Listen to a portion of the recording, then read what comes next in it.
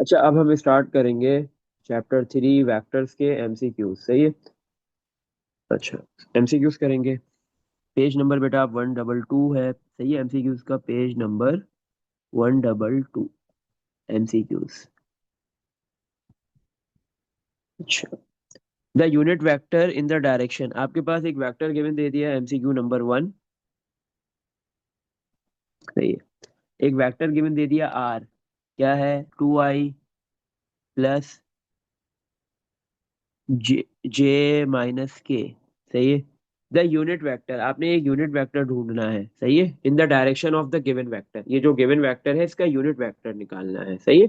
आपको पता है कि आपको जो है वो यूनिट वेक्टर या तो किसी दूसरे वेक्टर की डायरेक्शन में भी ढूंढने को बोल सकता है, या फिर उसी वेक्टर की डायरेक्शन में भी ढूंढने को बोला जा सकता है।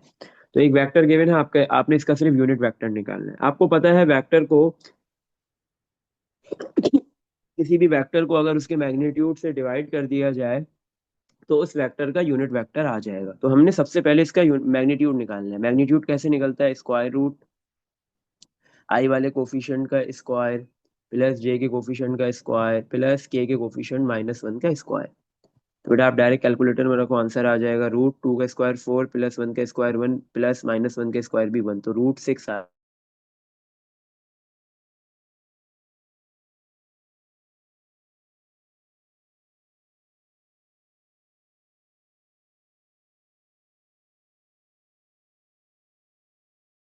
क्या है आपके पास? Correct option is A, 1/√6 2i plus J minus K. Correct option है ए। तो ये बाकी कोई भी करेक्ट ऑप्शन नहीं है। MCQ number 2। The magnitude of A cross B represent the dash of a parallelogram with adjacent sides A and B। सही है। आपके पास जो मैग्नीट्यूड होता है ए क्रॉस बी, आपने पैरेललोग्राम की बात हो रही है ना, पैरेललोग्राम का आपने क्या निकाला था याद करो। पैरेललोग्राम और ट्रायंगल दोनों का आपने एरिया निकाला है। सही है। तो क्या था पैरेललोग्राम के एरिया का फॉर्मूला? ए क्रॉस बी। पैरेललोग्राम की दो एडजेसेंट साइड्स है ए और बी, इन दोनों का क्रॉस प्रोडक्ट करो और फिर उसका मैग्नीट्यूड निकालो। This is equal to area of a parallelogram. तो यही पूछ रहा है कि अगर ए क्रॉस बी का मैग्नीट्यूड क्या चीज को रिप्रेजेंट कर रहा था? पैरेललोग्राम की। जब आप जो है वो पैरेललोग्राम की दो साइड्स ए और बी थी, दोनों एडजेसेंट थी, आपने उसका क्रॉस प्रोडक्ट किया, देन मैग्नीट्यूड निकाला। ये क्या रिप्रेजेंट कर रहा है?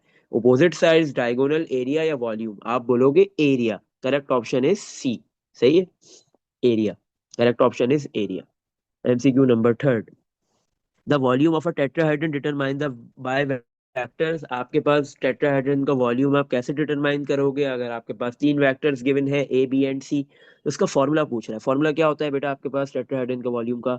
V इक्वल टू 1/6 तीनों वेक्टर्स का स्केलर ट्रिपल प्रोडक्ट, यही होता है ना। तो बेटा आपके पास जो है वो एक ऑप्शन में ये लिखा हुआ है, और वो ऑप्शन कौन सा है? Option C. Correct option is C, 1/6 scalar triple product of vectors A B and C. अच्छा, एमसीक्यू नंबर 4।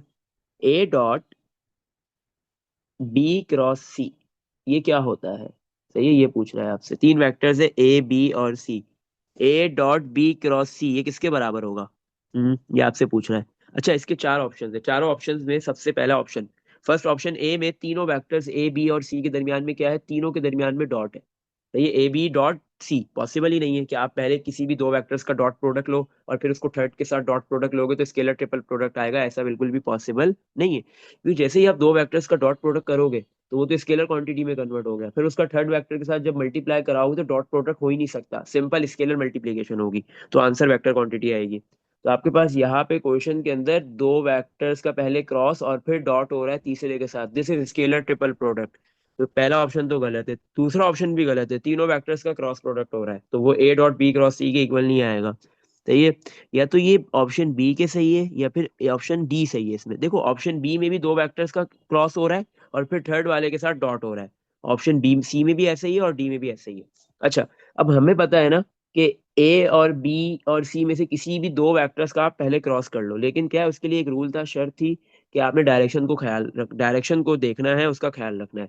आप जो है वो ए क्रॉस बी कर सकते हो, या बी क्रॉस सी कर सकते हो, या फिर सी क्रॉस ए कर सकते हो, लेकिन ए क्रॉस सी नहीं कर सकते। तो बेटा आप जो है वो बी क्रॉस सी के अलावा ए क्रॉस बी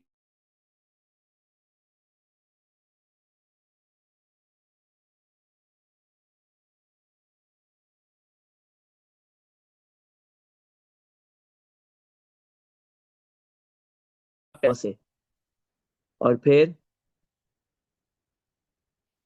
सी क्रॉस ए, सही है। और फिर वो डॉट क्या है आपके पास, सी क्रॉस ए, फिर आप डॉट इसका कर दो बी के साथ, सही है, ये भी सही है। तो इन तीनों में से आपके पास जो ऑप्शन है वो सही है। तो लास्ट बेटा ऑप्शन डी में क्या लिखा है, ए क्रॉस बी डॉट सी, ये करेक्ट ऑप्शन है। ऑप्शन सी क्यों गलत है, क्योंकि ऑप्शन सी में ए और सी का क्रॉस प्रोडक्ट हो रहा है, लेकिन आपको सी और ए का क्रॉस प्रोडक्ट लोगे तो आंसर सही आएगा, अदरवाइज आंसर गलत आएगा और उसकी डायरेक्शन चेंज होगी, सही है। तो आपके पास जो है वो तीन वेक्टर्स के ट्रिपल प्रोडक्ट में ए क्रॉस बी हो सकता है, बी क्रॉस सी हो सकता है, या सी क्रॉस ए हो सकता है, ए क्रॉस सी नहीं होगा। तो करेक्ट ऑप्शन इज डी, इसका करेक्ट ऑप्शन क्या है, डी। अच्छा, एक मिनट में इधर भी ना बुक शेयर कर देता हूँ ताकि सामने ही दोनों चीजें नजर आए आपको।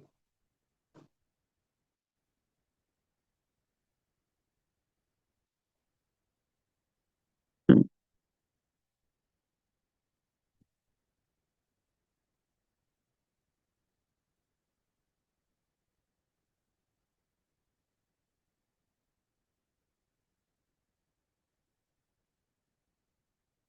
हम्म,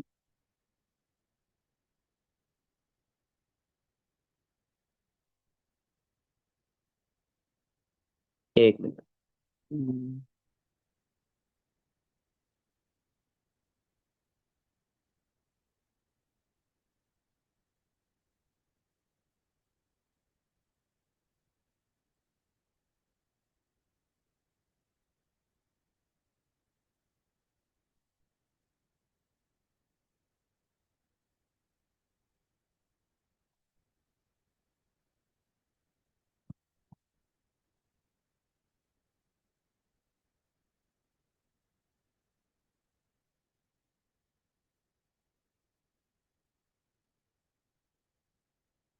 अच्छा, एमसीक्यू नंबर 5 करेंगे अब, सही है।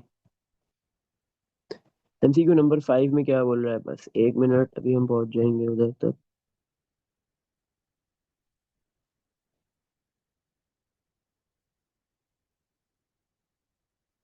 सही है। एमसीक्यू 5 में क्या है आपके पास, if A and B are parallel then, अगर आपके पास दो वेक्टर्स है ए और बी, वो दोनों पैरेलल है तो फिर क्या होगा। तो ये ए और बी क्या है आपके पास, पैरेलल है। तो ये दो वेक्टर्स है ए बी, दोनों पैरेलल है, तो फिर क्या होगा। अच्छा, एक मिनट। हम्म,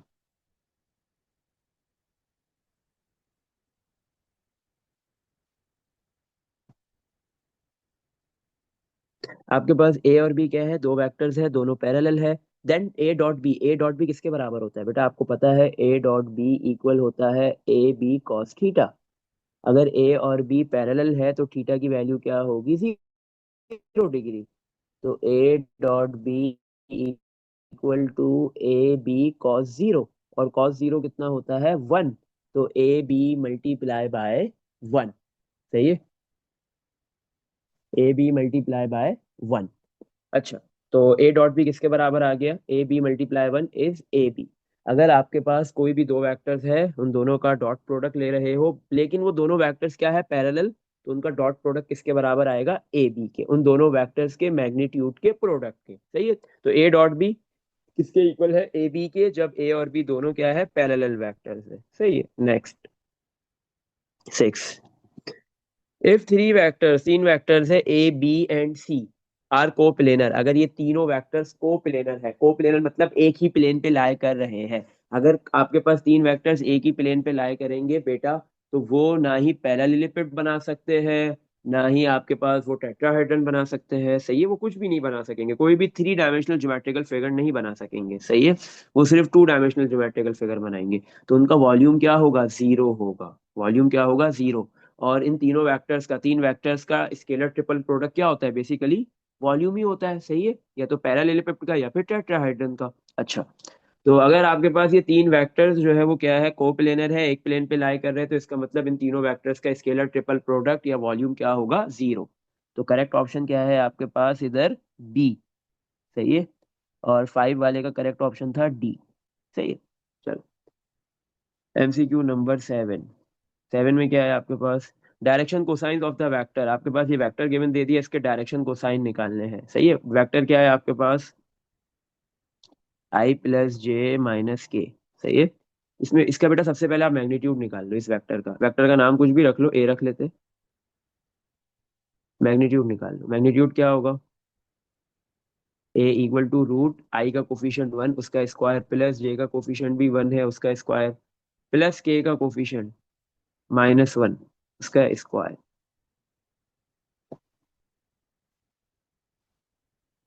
सही है।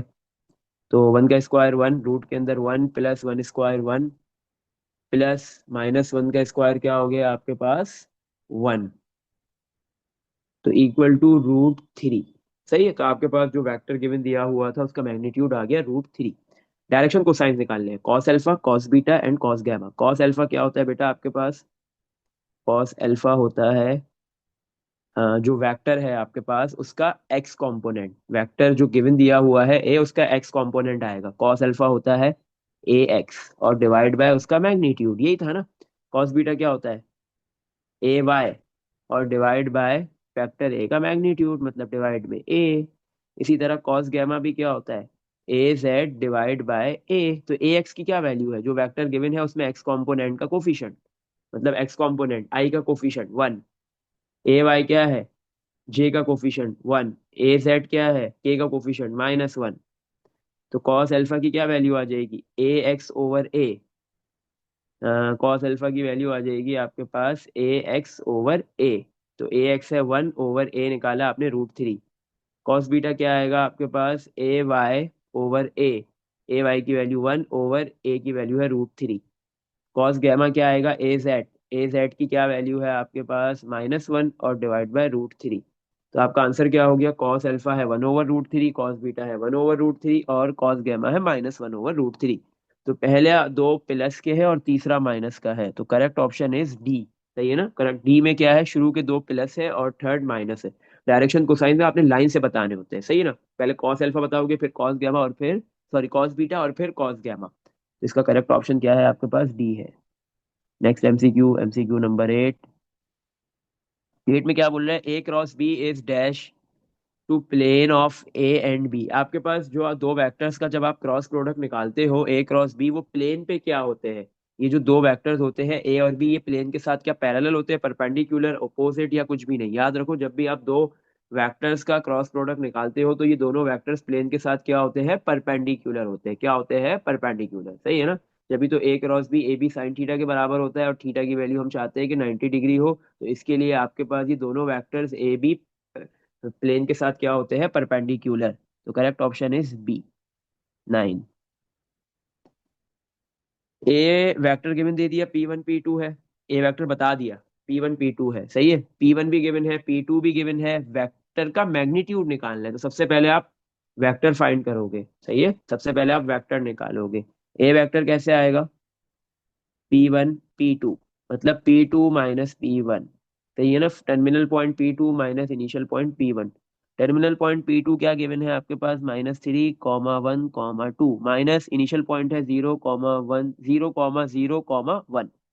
आई वाला आई से माइनस होगा, -3 -0 -3, 1 -0 1, 2 -1 1। सही है। ये वेक्टर आ गया ए। अब इसका मैग्नीट्यूड निकाल लो। तो स्क्वायर रूट -3 का स्क्वायर प्लस जे कॉम्पोनेंट 1 का स्क्वायर प्लस के कॉम्पोनेंट 1 का स्क्वायर हो गया। सही है। अच्छा, -3 का स्क्वायर करो। √-3 का स्क्वायर आपके पास 9 प्लस 1 का स्क्वायर 1 प्लस 1 का स्क्वायर 1। तो वैल्यू क्या आ गई? √11। तो ये जो वेक्टर आपके पास था, हाँ, जिसके इनिशियल और टर्मिनल पॉइंट गिवन थे, आपने सबसे पहले वेक्टर निकाला और फिर मैग्नीट्यूड निकाल लिया। मैग्नीट्यूड कितना आ गया? √11। तो करेक्ट ऑप्शन क्या है आपके पास? Is D. सही है। अच्छा, नेक्स्ट।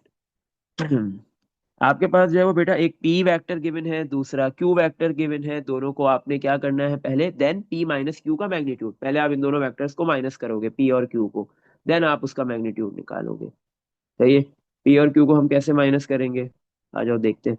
पी माइनस क्यू, पहले सबसे पहले ये होगा, पहले पी वाला वेक्टर आ गया आपके पास। पी वाला वेक्टर क्या है गिवन, 4i + 6k, माइनस फिर क्यू वाला वेक्टर आएगा 6i - 4j।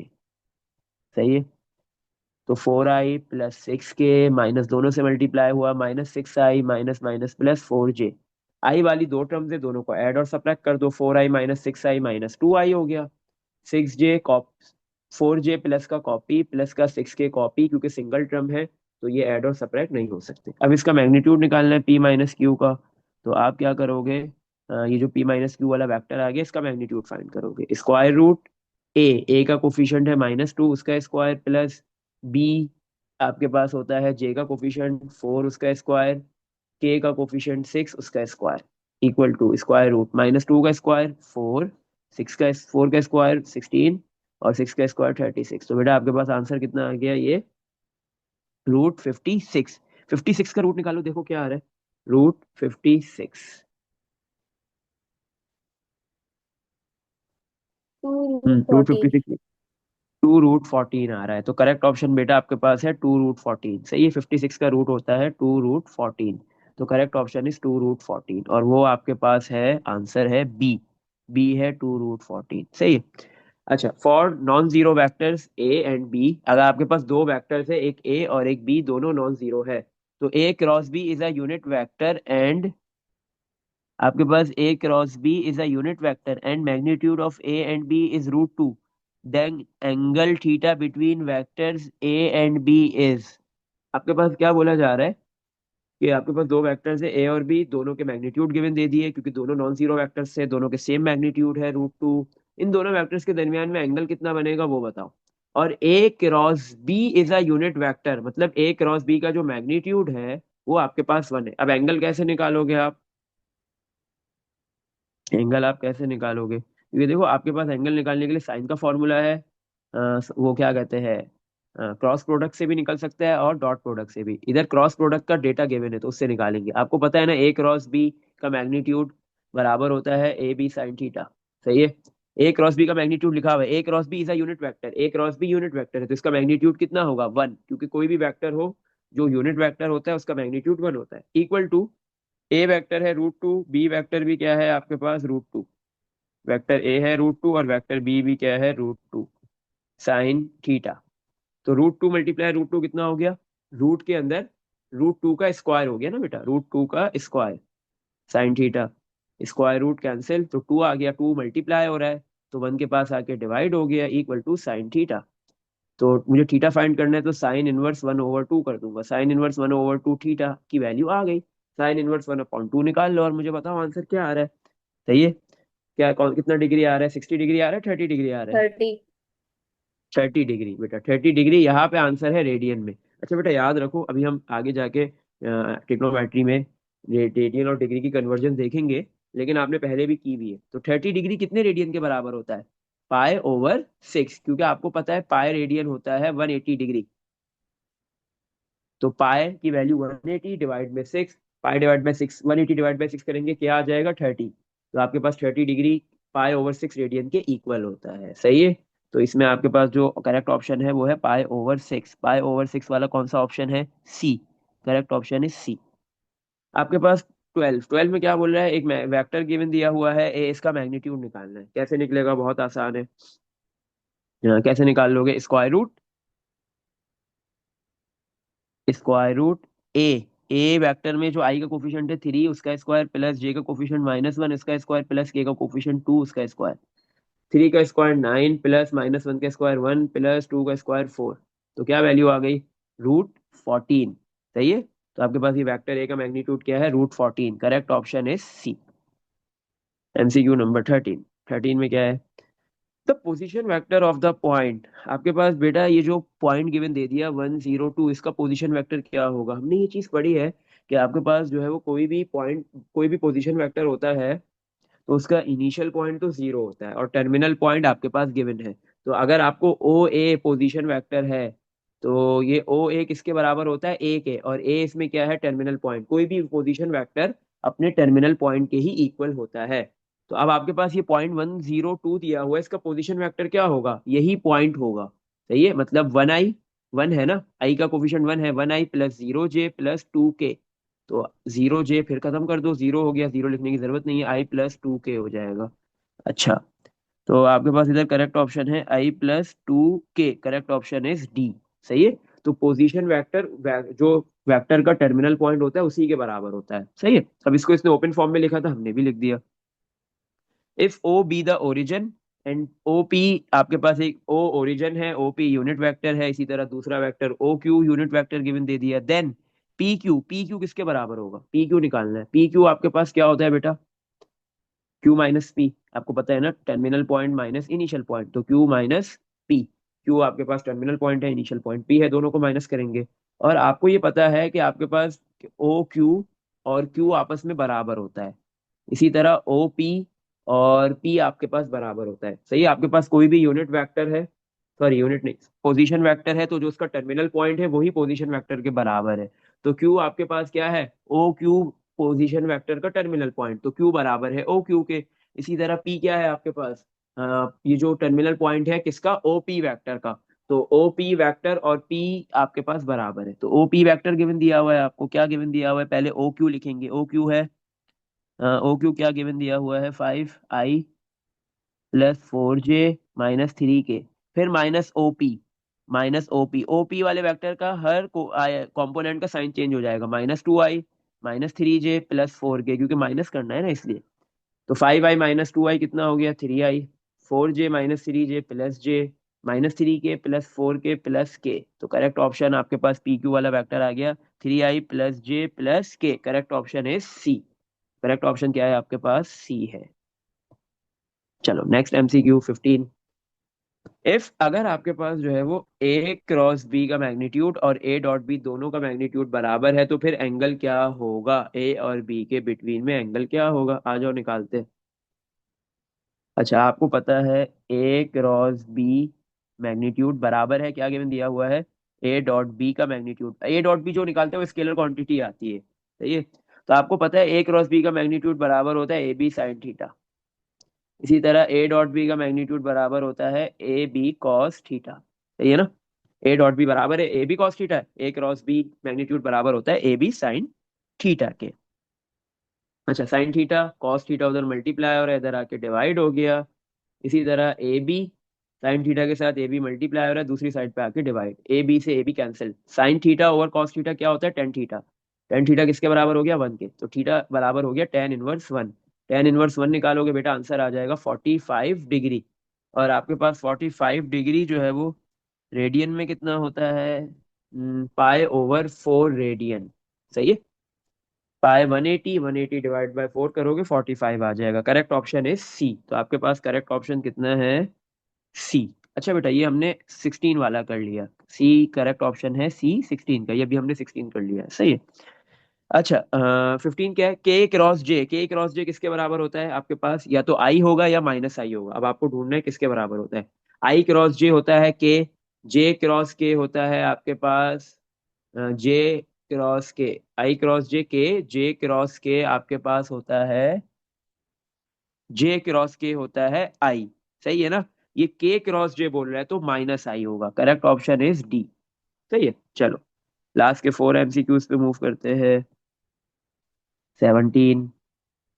अच्छा, 17 में क्या बोल रहा है, the distance of the point from the origin. आपके पास जो है वो एक पॉइंट है -345, इसका ओरिजिन से कितना डिस्टेंस है, मतलब एक पोजीशन वेक्टर है, क्योंकि उसका इनिशियल पॉइंट ओरिजिन है, टर्मिनल पॉइंट क्या है, -340। तो आपने बेटा क्या करना है, डिस्टेंस निकालना है इस पॉइंट का ओरिजिन से। सिंपल, आप क्या करो, इस पॉइंट का मैग्नीट्यूड निकाल लो, जैसे मैग्नीट्यूड निकालोगे वो डिस्टेंस होगी, वो लेंथ होगी ओरिजिन से। सही है। कैसे निकालेंगे, हमारे पास क्या गिवन दे दिया, पॉइंट स्क्वायर रूट -3, आई कॉम्पोनेंट उसका स्क्वायर +4, जे कॉम्पोनेंट उसका स्क्वायर +5, के कॉम्पोनेंट 5 है उसका स्क्वायर। तो रूट -3 का स्क्वायर हो गया 9, +4 का स्क्वायर 16, +5 का स्क्वायर 25। तो बेटा रूट के अंदर 50 आ गया, 50 का रूट लोगे तो आपके पास 5√2 आ जाएगा। सही है। तो आपके पास जो है वो इस पॉइंट का ओरिजिन से डिस्टेंस कितना है, 5√2। तो करेक्ट ऑप्शन हो गया B. 18। The vector having initial and terminal point, vector है उसका इनिशियल और टर्मिनल पॉइंट गिवन दे दिया, सही है, तो वो वेक्टर क्या होगा वो निकालना है। फर्स्ट पॉइंट इनिशियल है, सेकंड टर्मिनल है, तो वेक्टर ढूंढना है। तो final terminal point minus initial कर देंगे। टर्मिनल पॉइंट है -3, 7, 4, माइनस इनिशियल पॉइंट है 2, 5, 0। -3 -2 कितना हो गया, -5, 7, -5 कितना हो गया 2, 4 -0, 4। तो बेटा इसको ओपन फॉर्म में कन्वर्ट करो, क्योंकि आंसर ओपन फॉर्म में है, -5i + 2j + 4k। तो करेक्ट ऑप्शन क्या है इसका, -5i + 2j + 4k, correct option is C. सही है। एमसीक्यू नंबर 19, फिर लास्ट 20। अच्छा, 19 में क्या बोल रहा है, इफ ए वेक्टर है मैग्नीट्यूड 10 है, वेक्टर बी है मैग्नीट्यूड 2 है, तो ए डॉट बी 0 के बराबर है, तो उसका जो है वो ए क्रॉस बी का मैग्नीट्यूड क्या होगा, ये बताओ। अच्छा बेटा, तो अब हम कैसे निकालेंगे ए क्रॉस बी का मैग्नीट्यूड। अच्छा, हमें ये बात पता है। सबसे पहले हम क्या करेंगे बेटा, एंगल निकालना पड़ेगा हमें, इन दोनों वेक्टर्स का एंगल निकालना है। एंगल निकालने के लिए हम A dot B equal to A B cos theta वाला फॉर्मूला यूज कर लेंगे। ए डॉट बी गिवन है कितना है 0, इक्वल टू ए की वैल्यू क्या है 10, मल्टीप्लाई बी की वैल्यू क्या है 2 कॉस 0। सही है, सॉरी कॉस थीटा। 10 × 2 20, 20 0 के पास जाके डिवाइड होगा, 0 / 20, answer is 0, equal to cos theta. तो थीटा फाइंड करना है, तो कॉस इनवर्स 0 निकाल लो बेटा, क्या आ रही है वैल्यू बताओ। तो थीटा आ गया, एंगल आ गया। थीटा आपके पास हो गया, कॉस इनवर्स 0 क्या होता है 90। 90। कॉस 0 हो गया, कॉस इनवर्स 0 हो गया 90 डिग्री, सही है, थीटा आ गया। अब हमने ए क्रॉस बी का मैग्नीट्यूड निकालना है। ए क्रॉस बी का मैग्नीट्यूड कैसे निकालेंगे, इसका क्या फॉर्मूला है, A cross B magnitude A B sine theta होता है। A magnitude, A vector given है, क्या है ए वेक्टर आपके पास, ए वेक्टर की वैल्यू है 10, बी वेक्टर की वैल्यू है 2, और साइन थीटा आपने निकाल लिया है 90 डिग्री। सही है, तो 10 × 2 20, साइन 90 कितना होता है 1, तो ए क्रॉस बी वेक्टर का मैग्नीट्यूड कितना आ गया 20। तो करेक्ट ऑप्शन क्या है आपके पास 20। Correct option is D. Last MCQ, the number of vectors of unit length perpendicular to the plane of the vectors. सही है, आपके पास जो है वो ये दो वेक्टर्स गिवन दे दिए, द नंबर ऑफ वेक्टर्स, कितने वेक्टर्स जो है वो इसकी यूनिट लेंथ पे perpendicular of unit length, the number of vectors of unit length perpendicular to the plane of the vectors. आपके पास जो है वो नंबर ऑफ वेक्टर्स है, कितने नंबर ऑफ वेक्टर्स जो है वो यूनिट लेंथ। यूनिट लेंथ मतलब आप क्या करोगे, यहाँ पे दो वेक्टर्स जो गिवन दिए हुए हैं ए और बी, इसका ये दोनों क्या है unit length perpendicular to the plane. आपने इन दोनों वेक्टर्स का क्या निकालना है, क्रॉस प्रोडक्ट। क्रॉस प्रोडक्ट निकालते हो आप, सही है, ए क्रॉस बी। ये ए क्रॉस बी जब आप निकालते हो तो ये किस पे परपेंडिकुलर होता है, ये एक प्लेन पे परपेंडिकुलर होता है। तो इसका मतलब वही पूछ रहा है कि ये जो प्लेन है, ये कितने वेक्टर्स पे परपेंडिकुलर है, मतलब इस प्लेन के ऊपर कितने वेक्टर्स परपेंडिकुलर है। आप क्या कहोगे, दो, क्योंकि जब दो वेक्टर्स होते हैं उनका क्रॉस प्रोडक्ट किया जाता है। तो जो क्रॉस प्रोडक्ट आता है और फिर उसका क्या निकालते हो आप, यूनिट वेक्टर। तो वो जो यूनिट वेक्टर होता है, वो यूनिट वेक्टर जो डायरेक्शन है इन दोनों वेक्टर्स के क्रॉस प्रोडक्ट की, वो बेसिकली परपेंडिकुलर होती है इन दोनों वेक्टर्स पे, या ये दोनों वेक्टर्स परपेंडिकुलर होते हैं उस प्लेन के ऊपर। तो सही है, तो जब भी आपके पास कोई प्लेन है, तो दो वेक्टर्स होते हैं, दो वेक्टर्स का आप क्रॉस प्रोडक्ट करते हो, उसकी डायरेक्शन मतलब यूनिट वेक्टर निकालते हो, तो वो दोनों वेक्टर क्या होते हैं उस प्लेन के ऊपर परपेंडिकुलर होते हैं। तो इसने नंबर ऑफ वेक्टर्स ही पूछा है कि प्लेन के ऊपर कितने नंबर ऑफ वेक्टर्स परपेंडिकुलर है, तो आप क्या बोलोगे, 2 वेक्टर्स। तो करेक्ट ऑप्शन इज बी। इसमें देख लो बेटा, यहाँ तक कुछ पूछना है। No sir. सही है, तो यहाँ पे आपके पास क्या हो गए, चैप्टर 3 वेक्टर्स के एमसीक्यूज हो गए सारे। सही है।